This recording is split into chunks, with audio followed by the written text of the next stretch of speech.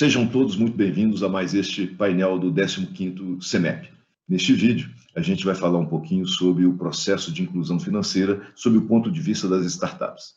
Eu sou Ricardo Vieira, vice-presidente executivo da Abex, e estão aqui comigo a Michele Fernandes Vieira, gerente nacional de renda básica da Caixa, o Sérgio Alves, CEO e fundador da Conta Black. Muitíssimo obrigado pela presença de vocês, pela participação. Sejam muito bem-vindos, viu? Vamos começar. Vou começar pela Michele com uma pergunta e pedindo os comentários e os acréscimos do Sérgio. Michele, qual o potencial de inclusão financeira e digital no Brasil? E a importância das fintechs nesse processo? Olá, pessoal. Olá, Sérgio. Olá, Ricardo. Quero agradecer aí a oportunidade de participar desse painel, né? A gente sabe tamanha relevância, né, que é o evento, né, que acontece anualmente, aí coordenado pelo pessoal da Abex. Bom, quando a gente fala do tamanho, né, do potencial da inclusão financeira para fintechs, é gigante. E em nome da Caixa, né, a gente pode falar com bastante orgulho que nós fizemos um processo muito similar do que uma startup faz, uma vez que nós tivemos que lançar um aplicativo, né, em formato em emergência para atender aí milhões de brasileiros no recebimento do auxílio emergencial por meio do aplicativo Caixa Tem, a gente vivenciou esse processo de inclusão financeira em massa, né? Então, totalizamos aí cerca de 107 milhões de contas ativas digitais, e o que a gente percebe é que, com a descoberta de 39 milhões de clientes considerados invisíveis, que não constavam, né, nos maiores bancos, né, do governo e também da Caixa, de outros bancos de informações, a importância e o tamanho da oportunidade que todos temos, né? Então, qual que é o papel, né, dessa startup? Como a gente percebe isso? A inclusão financeira, né, se a gente for lá na questão do próprio conceito, né, ela consiste aí no primeiro ponto, que é o acesso. Então, a gente deu acesso, né, que foi feito ali por Caixa Tem, as outras startups, né, de nome têm atuado muito para a população de menor renda, né, e aí o que a gente percebe? A partir do acesso, ele tem que ter o uso adequado. E quando a gente fala de uso, a gente tem o outro universo de possibilidades, né? Então, uma população que não tinha esse acesso, né, ele passa a ter acesso a partir do momento que ele já tem um cadastro, ele já é reconhecido, ele já faz o uso de uma ferramenta, e aí ele passa a ter também como oportunidade a ter um tipo de crédito como startup, a uma educação financeira e digital com outros modelos de negócio, né? Então, esse contexto de pandemia acelerou essas oportunidades, uma vez que ele fez com que várias pessoas que não conheciam, que tinham medo, ou que, né, passassem a usar um canal digital. Então, esse processo ele só faz aumentar e dar mais oportunidades para as novas empresas, startups e fintechs.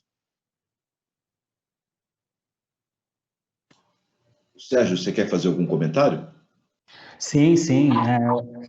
Olá, boa tarde, Michele, Ricardo. Obrigado pela oportunidade de estar participando dessa 15ª edição. Eu sou um estreante e eu concordo com a Michele que o processo de inclusão digital e financeira, as fintechs tiveram um papel muito importante nesse processo, né? Também foi uma quebra de status quo, né? Antigamente, se eu for voltar um pouquinho, alguns anos atrás, quando eu dava com calhamaço de papel falando sobre o processo de digitalização dos serviços financeiros, eu era chamado de louco.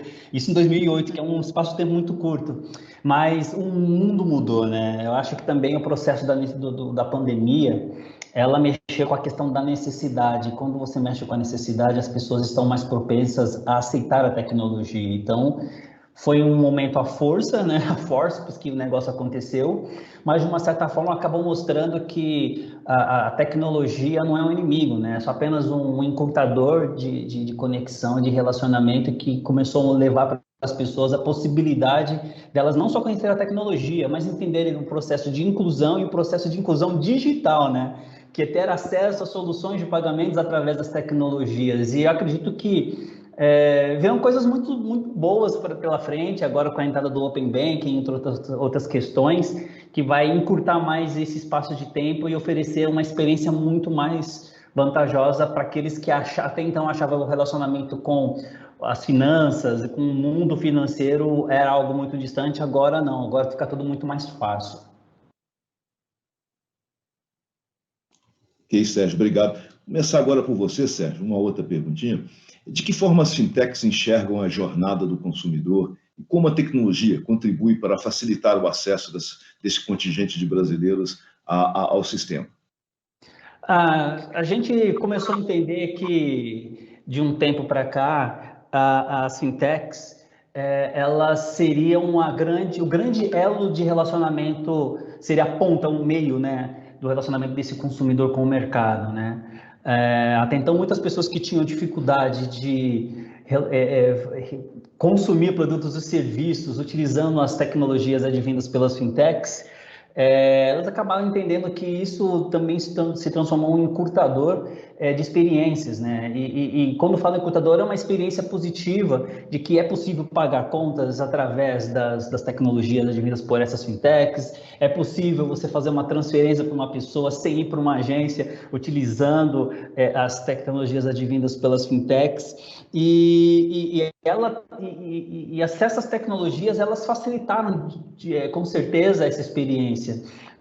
A gente tem costumado, nós de forma muito costumeira, vamos para regiões muito periféricas do nosso país, principalmente de São Paulo, e quando eu chego nessas regiões, como Perus, por exemplo, que eu estive há um tempo atrás, você vê grande parte da população já utilizando o seu telefone celular para fazer uma transferência Pix, né? E isso se transformou num processo facilitador de pagamentos e recebimentos, e isso é positivo para a experiência. Claro que existem barreiras tecnológicas, acredito que não é todo mundo que tem um telefone de última geração, mas o mercado está se mexendo justamente para que, com esse advento do Open Banking, através de uma ferramenta de mensageria simples, como o WhatsApp, o Telegram, ou até mesmo por SMS, a pessoa possa utilizar, fazer pagamentos e recebimentos e mostrar e entender que, ver que a relação com as finanças e o acesso da tecnologia não é um bicho de 7 cabeças. Legal, concordo aí com o posicionamento do Sérgio. Gostaria de complementar, como a gente está falando de milhões de brasileiros, né, e a gente sabe da realidade do nosso país, né, com o nível de analfabetismo, né, de renda, né, e a importância, nesse sentido, da questão da jornada adequada para o uso desses novos clientes, né, desses antigos invisíveis, que são os novos visíveis para o Brasil. Então, quando a gente fala da questão da jornada do cliente, qual que é o ponto mais interessante, né? Primeiro, essa questão mesmo da necessidade. O segundo é de estar muito adaptado para a linguagem simples, né?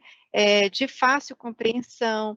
Às vezes, como a gente tem ali no próprio Caixa Tem, com recursos de voz, né? Para você atender de várias outras formas. Então, é muito importante a gente estar sempre atento, né? Para esse perfil de cliente, esse cliente recém-chegado.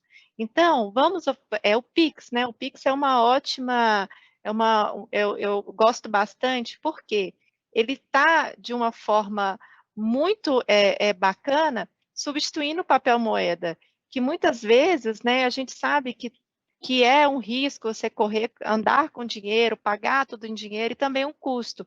Então, por meio do Pix, né, se você vê aí vários informais, pessoa física, né, até adentrando aí para novas plataformas, né, financeiras para fazer o uso do Pix, né? Então, essa questão da necessidade, aliada com uma jornada adequada e simples, ela faz toda a diferença para um processo de inclusão e tecnologia agregada.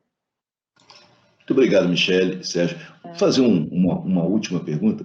Porque um painel sobre inclusão financeira não tem como não tratar da importância da educação financeira, né? Como a Michele colocou, tem vários consumidores com várias carências, várias realidades diferentes. Então, qual a importância, como é que vocês veem a temática de educação financeira para acesso a um crédito sustentável e aos demais produtos financeiros? Começamos por você, Michele, e depois por Sérgio. Bacana, adorei a pergunta, hein? a gente não consegue falar de inclusão financeira sem falar de educação financeira, né? Quando a gente está falando do uso e do uso correto, né, a gente precisa cuidar desses clientes, que muitas das vezes são os clientes que a gente chama de vulnerável.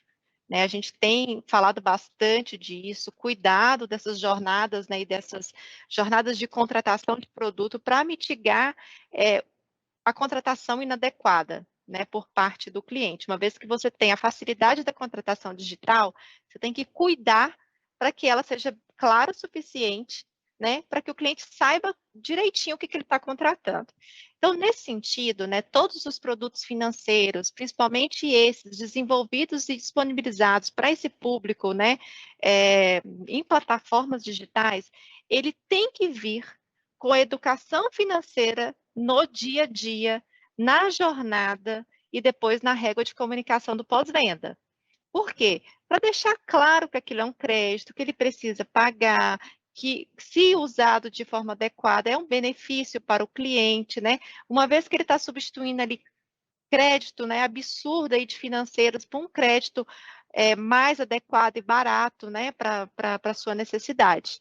Então, assim, a educação financeira, não só essa, né, em massa, com palestra, mas ela tem que estar acoplada na própria jornada do cliente no acesso aos produtos. Então, não existe fazer comercialização de produto para quem está adentrando o sistema financeiro agora, sem contar com a educação financeira.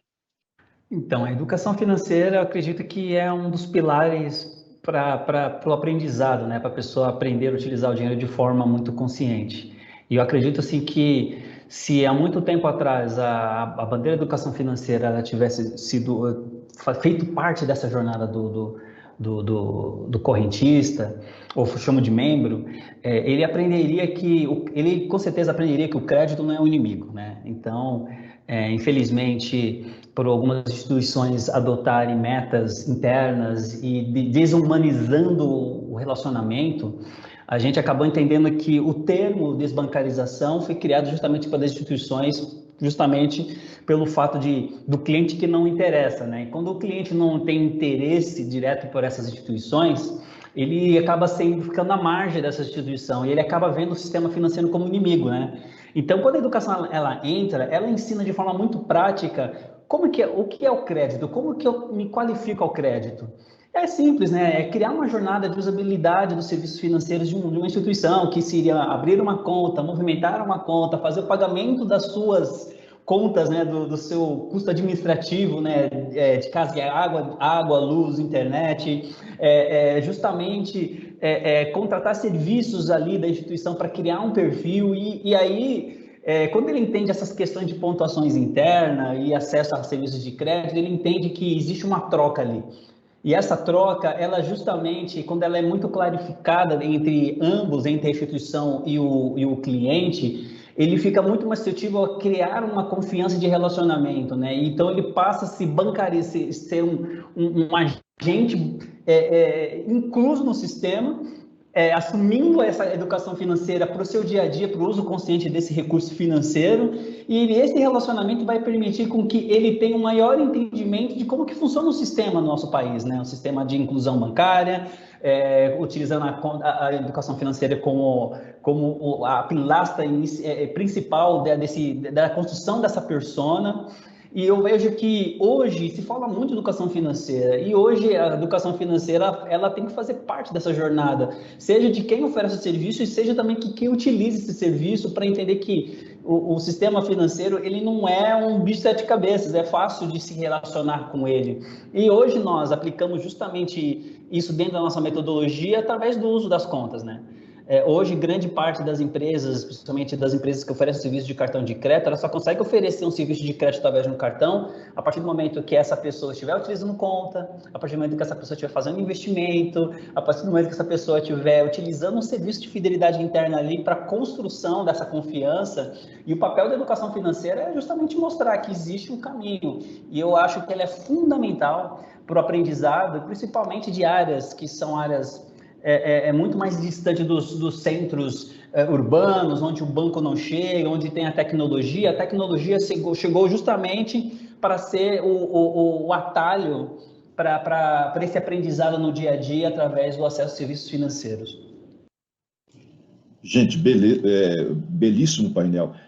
Só um comentário, a educação financeira também está um dos pilares de atuação da Abecs. A gente tem videoaulas ao longo desse tempo aí, com dezenas e dezenas de milhões de visualizações, né? Que crédito é mais ou menos igual remédio, né? Tem que ser o remédio certo, o crédito certo para a necessidade certa, na dose certa e pelo prazo adequado, né? Então, tudo com planejamento. Muitíssimo obrigado, vocês nos ajudaram com boas ideias, um ótimo painel, grandes contribuições, e agradeço também a todos pela visualização desse painel, e até o próximo vídeo. Muito obrigado. Obrigada. Tchau, tchau, um abraço. Tchau, tchau.